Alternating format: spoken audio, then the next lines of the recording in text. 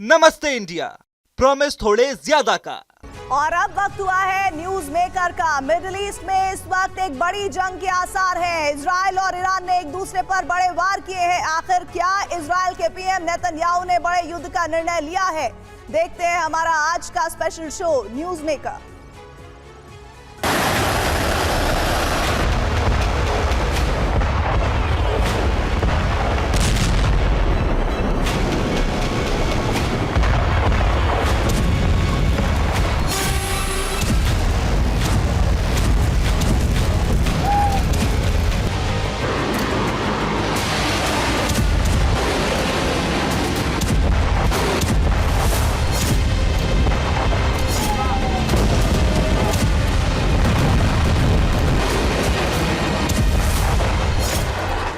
तेरह जून सुबह के सन्नाटे में इजराइल ने वो किया जिसकी गूंज इतिहास में दर्ज होगी।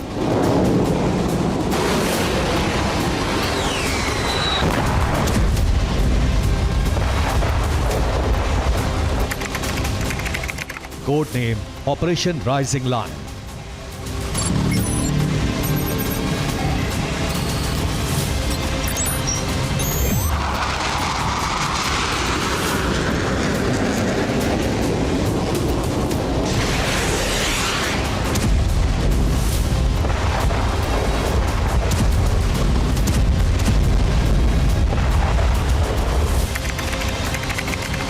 मिशन ईरान के परमाणु सपने को नींद में ही खत्म करना।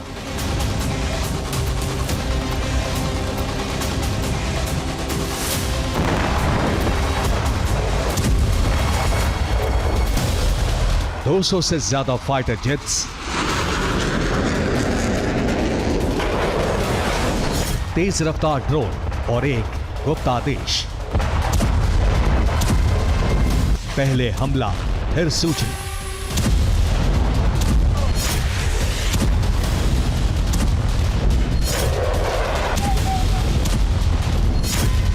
इस बार निशाना सिर्फ ईरान के रिएक्टर नहीं बल्कि उसकी ताकत बढ़ाने वाले कई ठिकाने थे।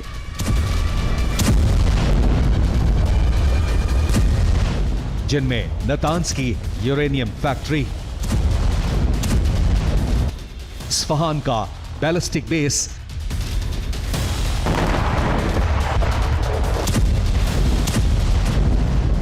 और वो चेहरे भी थे जो ईरान के हथियारों को नई शक्ल दे रहे थे।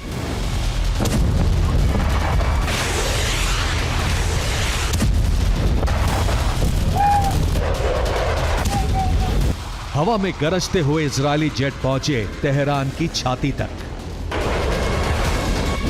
IRGC के चीफ जनरल हुसैन सलामी, आर्म्ड फोर्सेस के जनरल मोहम्मद बाघेरी और टॉप न्यूक्लियर वैज्ञानिकों को ईरान के अंदर ही मार दिया गया।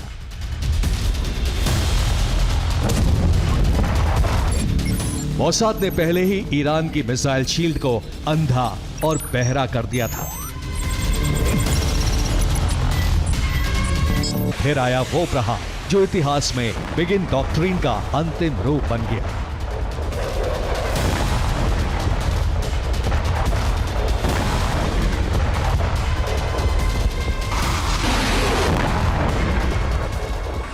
बिगिन डॉक्ट्रिन यानी इजराइल का पुराना प्लान, जिसमें वो अपने दुश्मन देशों पर न्यूक्लियर हथियार बनाने से पहले ही हमला कर देता है।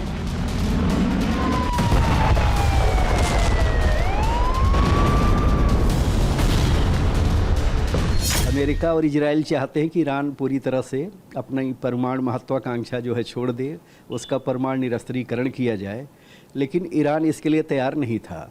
तो ऐसी स्थिति में अमेरिका के इशारे पर ही इजराइल ने ईरान के परमाणु ठिकानों को और उनके जो मिसाइल और ड्रोन शस्त्रागार हैं उनको नष्ट करने का कार्य किया है। आप देख रहे हैं कि प्रतिक्रिया में ईरान ने भी मिसाइलों से और ड्रोन से हमला किया है। उसके बाद फिर इजराइल ने हमला किया है। तो यह एक नए युद्ध का आगाज है।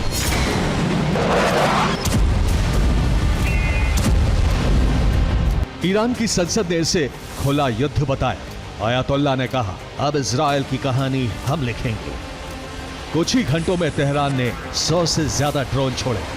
लेकिन आयरन शील्ड ने उन्हें हवा में ही खत्म कर दिया। फिर भी कुछ धमाके हुए, डर फैला और दुनिया सहम गई।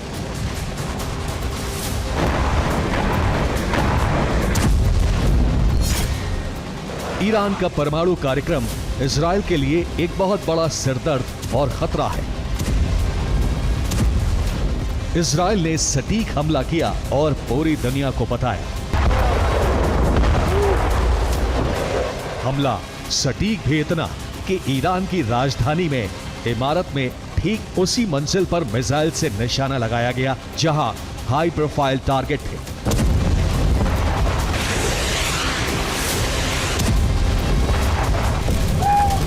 इजराइल ने अपने हमले को सही ठहराया।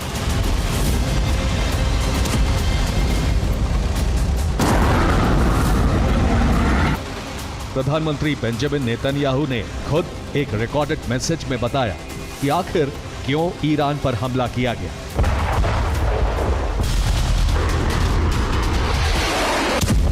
इजराइल के हमले के बाद अब बारी थी ईरान की।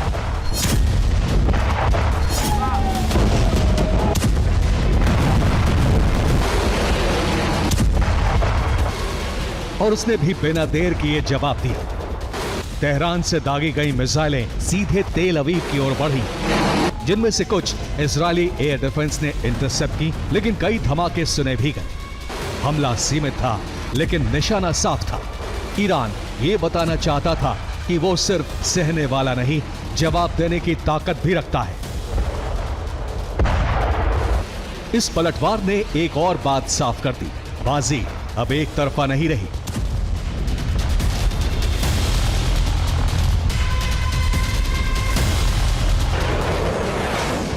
शुरुआती संकेतों से साफ है कि ईरान की रणनीति यह है कि इजराइल के एयर डिफेंस सिस्टम को इतने फ्रंट से थका दिया जाए कि वो जवाब देने में कमजोर पड़ने लगे।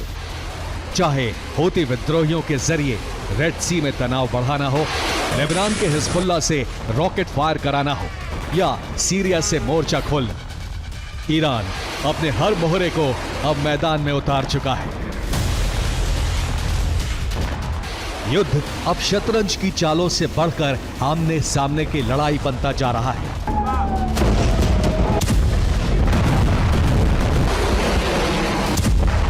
जवाब में ईरान ने भी इजराइल की तरफ अपने हथियार भेजे, लेकिन उन्हें रास्ते में ही खत्म कर दिया गया। यानी कि ईरान के जवाबी हमले का कोई भी असर इजराइल पर नहीं पड़ा। तो आखिर इसे क्या माना जाए? क्या यह एक जवाबी हमला था या एक बड़े जंग की शुरुआत का पहला अध्याय? क्योंकि इजराइल ने हमला तेहरान तक अपने जेट से किया था, तो माना जा रहा है कि यह हमला सिर्फ कुछ फैसिलिटीज या कमांडर्स पर नहीं, बल्कि ईरान की साख पर भी था।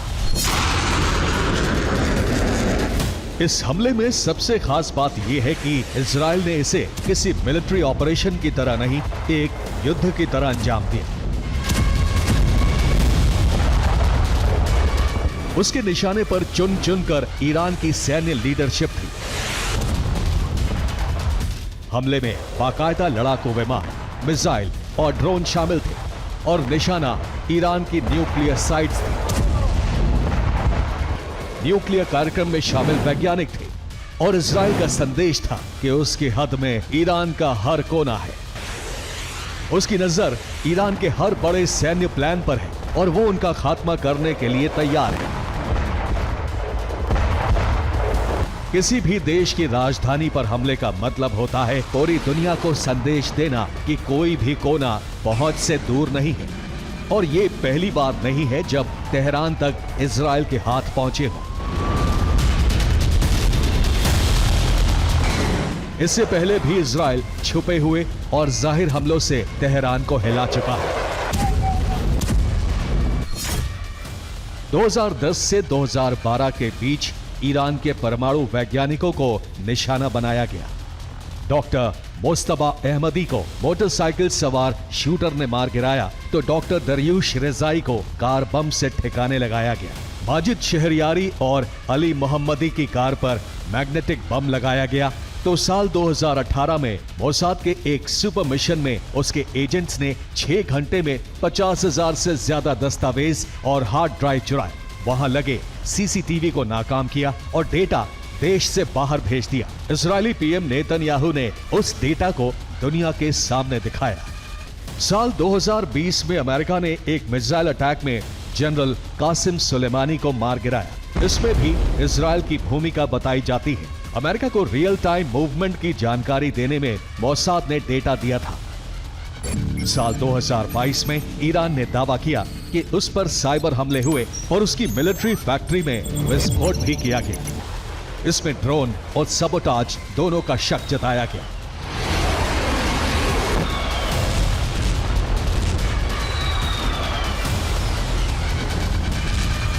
– 2023 में तेहरान के electricity grid, air defence network और अलार्म सिस्टम को निशाना बनाया गया। 2024 में इजरायल ने तेहरान में हमास के कमांडर इस्माइल हानिया को एक सटीक निशाने से मार दिया। ईरान के न्यूक्लियर प्लांट नतांज पर हमले का ये एनिमेशन इजरायल ने जारी किया है। इस एनिमेशन में सबसे खास बात है इजरायल के हमले की दूरी। करीब 1,500 किलोमीटर दूर से इस हमले को अंजाम दिया गया।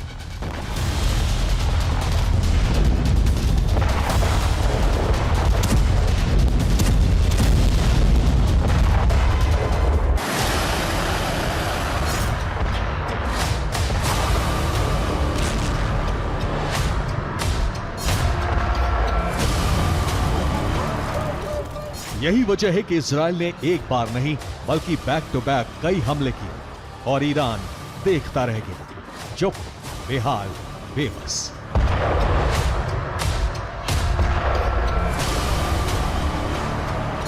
अब जो वीडियो सामने आ रहे हैं वो इजरायल के खौफनाक प्लान की पोल खोलते हैं।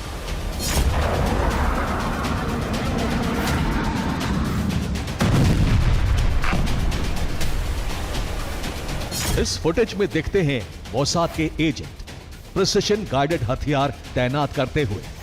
दावा है ये वही पल है जब टारगेट लॉक किया गया था, ईरानी मिसाइल बेस पर। दूसरे वीडियो में हमला लाइव नजर आता है। मोसाद के एजेंट ड्रोन से हमला करते हैं और ईरान की बैलिस्टिक मिसाइलों को हवा में ही उड़ा देते हैं।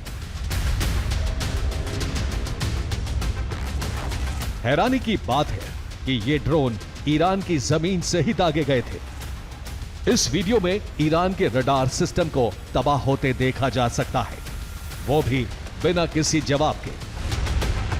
मोसाद बड़ा लंबा अपना प्रोग्राम चलाता है कि जो एजेंट्स हैं वो कई सालों से उन्होंने इन्फिल्ट्रेट किए हैं ईरान के बीच में, और वो इस प्रकार से इन्फिल्ट्रेट किए हैं कि ईरान को तो अभी मालूम नहीं है कि कौन है ये एजेंट, छोटे लेवल पर, बड़े लेवल पर, लेकिन वो कई सालों से वहाँ पर इन्फिल्ट्रेटेड है। तो इन एजेंट्स को मालूम था पिन पॉइंट प्रिसिशन की ईरान के न्यूक्लियर साइंटिस्ट किस जगह पर हैं, उनके मिलिट्री ऑफिसर्स किस जगह पर हैं, जो भी सीनियर लीडरशिप है वो एक समय पर कहाँ पर हैं, उनके एयर डिफेंस सिस्टम्स कहाँ पर हैं। क्योंकि अभी जो शुरू में हमला हुआ है वो ईरान के एयर डिफेंस सिस्टम्स के ऊपर हुआ है, ताकि ईरान रिएक्ट ना कर सके, और उसके बाद जाके उन्होंने न्यूक्लियर फैसिलिटीज के ऊपर अटैक किया है। मोसाद ने सिर्फ सिस्टम नहीं उड़ा, उसका असली निशाना थे ईरान के टॉप कमांडर और न्यूक्लियर साइंटिस्ट। दावा है ज्यादातर कमांडर और वैज्ञानिक मारे गए अपने ही घर में, अपने ही बिस्तर पर।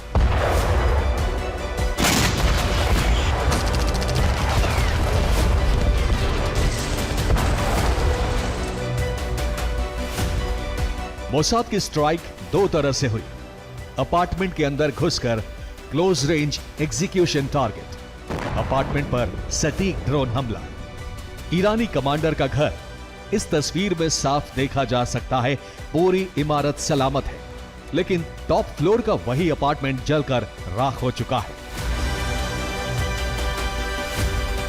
न्यूक्लियर साइंटिस्ट का अपार्टमेंट, यह है वो तबाह अपार्टमेंट जहां एक सीनियर न्यूक्लियर साइंटिस्ट को सटीक मिसाइल ने निशाना बनाया।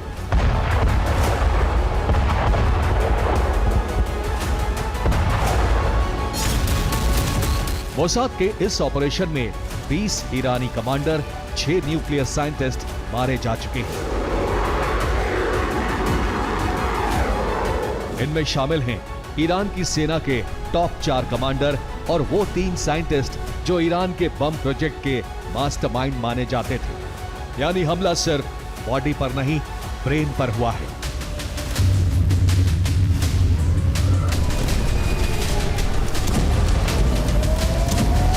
इजराइल का ये हमला बेहद नाजुक मौके पर आया है, क्योंकि एक तरफ तो इजराइल ईरान के प्रॉक्सीज के साथ पूरी तरह से उलझा हुआ है, वहीं हमास और हिजबुल्लाह जैसे सेनाएं भी उससे भिड़ी हुई हैं। तो क्या इजराइल युद्ध का एक और मोर्चा खोलना चाहता है, या इस बार वो लड़ाई आर पार की करना चाहता है?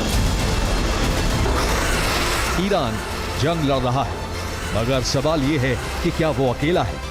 जवाब थोड़ा पेचीदा है। हाँ, उसके पास दोस्त हैं, लेकिन कोई खुलकर हथियारों के साथ सामने नहीं आया। उसके पास हिजबुल्लाह है, जो लेबनान से रॉकेट दागता है। यमन से हूती विद्रोही रेड सी से इजराइल पर हमले करते हैं। इराक की जमीन से शिया मिलिशिया एक्टिव होती है। मगर असली तस्वीर कुछ और कहती है। ईरान से ड्रोन खरीदने वाले रूस और यूएन में बचाव करने वाले चीन ने जंग में उतरने से परहेज किया है। ना कोई फौज भेजी, ना कोई सेना तैनात हुई।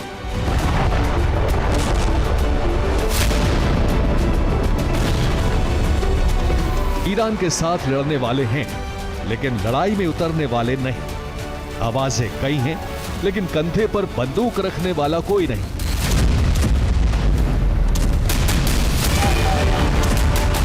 यही वजह है कि ईरान हर बयान में ताकतवर दिखने की कोशिश करता है, लेकिन मैदान में वो खुद को अकेला महसूस करता है।